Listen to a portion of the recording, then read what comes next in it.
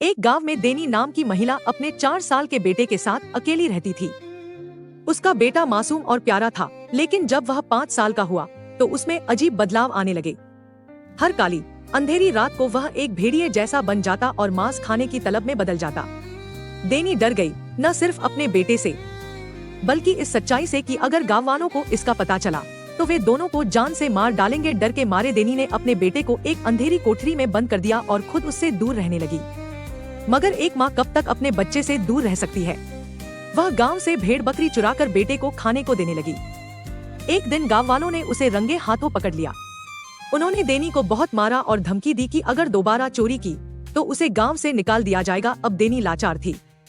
उसका बेटा कई दिनों तक भूखा रहा, तड़पता रहा। माँ से यह सब देखा नहीं गया। एक रात उसने अपना एक हाथ काटकर बेटे को दे दिया, अगली रात दूसरा हाथ, फिर एक पैर और अंत में खुद को भी बेटे को सौंप दिया। जब बेटे ने माँ की हालत देखी तो उसकी आंखों से आंसू बहने लगे। वह माँ से लिपट गया और बोला, माँ तुम कितनी प्यारी हो, मुझे सिर्फ तुम चाहिए। माँ का सच्चा प्यार देखकर वह पूरी तरह ठीक हो गया, लेकिन माँ उसे छोड़कर इस दुनिया से चली गई। यह कहानी हमें सिखाती है कि माँ का प्रेम दुनिया की सबसे महान ताकत है, जो किसी